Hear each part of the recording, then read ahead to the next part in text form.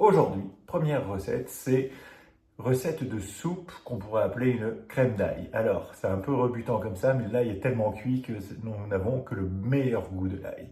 Je vous montre comment ça se passe, vous allez voir, c'est extrêmement simple. Alors, vite, j'ai sorti la planche, mais on va pas s'en servir pour l'instant. Pour l'instant, vous mettez, hop, une ou deux patates épluchées dans la casserole, une carotte, à peu près 9 ails, un petit bouquet garni, 1 litre d'eau, il y a un ail qui s'est échappé, voilà, un bon litre d'eau, un petit cube de bouillon de légumes si vous n'avez pas du bouillon fait maison, et tout ça, eh ben, c'est très simple, vous le mettez à cuire un petit peu là pendant une petite heure sur un bouillon léger. Et on va préparer maintenant ce qui va donner le goût à cette crème d'ail. C'est ce qui ne plaira pas forcément aux végétariens, mais un petit peu de couenne de porc fumée. Allez, à tout de suite. Alors, pour l'option, la petite couenne de porc fumée, vous demandez à votre boucher 2 tranches de lard maigre fumé. Vous découpez très facilement la couenne. Voilà, vous gardez le reste de la viande pour des pâtes carbo par exemple un autre jour. On découpe les couennes. Voilà, hop. Et on les met, j'en avais déjà préparé 2 d'avance. Toutes les 4, on les met dans la soupe. Et donc la soupe que vous avez juste ici est en train de chauffer tranquillement et on la revoit dans 1 heure pour la suite de la recette. Alors voilà, ça fait 1 heure que ça bouillit. Donc la première chose à faire, c'est d'aller à la pêche à ce qu'on ne veut pas qu'il soit dans la soupe, c'est-à-dire le bouquet garni et les quelques tranches de lard fumé. On laisse bien tout le reste dedans. Alors voilà, c'est pas toujours facile parce qu'ils ont tendance à vouloir s'échapper. Voilà, il y a un ail qui était là. On peut remarquer que l'ail, il est bien cuit et qui s'écrase bien.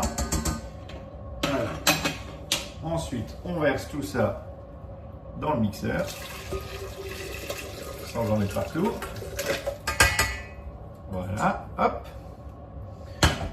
On rajoute 250 ml de crème. Alors bon, là c'est de la crème un peu allégée, mais pour les gourmands, n'hésitez pas à prendre de la crème complète, hein, ou le plus gras possible. On referme. On n'oublie pas, essentiel, ce qu'on n'a pas fait tout à l'heure, saler un petit peu, poivrer pour la forme. Et hop, on mixe en mode soupe. Hop, hop, hop, c'est parti. Voilà, donc la soupe a pris un petit teint orangé, ça c'est dû à la carotte. Et on remet ça tranquillement dans la casserole pour lui donner un dernier coup de... pour le réchauffer juste avant de la consommer. Alors hop, on est parti, on réchauffe tranquillement. Et en attendant, on va préparer les petites fioritures.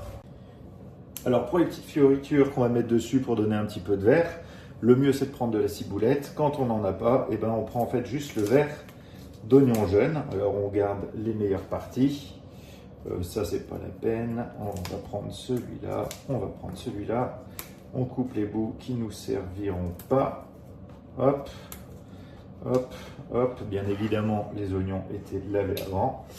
Et là, on coupe en tout petit. Voilà, donc là, on finit, on dresse la soupe. Hein, hop. Voilà, alors on essaye de ne pas en mettre partout.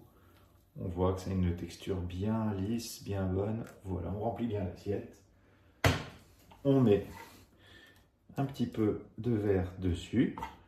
Alors, on essaie de faire quelque chose de joli, hein, c'est pas tout à fait mon cas. Et puis on n'a plus qu'à goûter. Allez, on y va.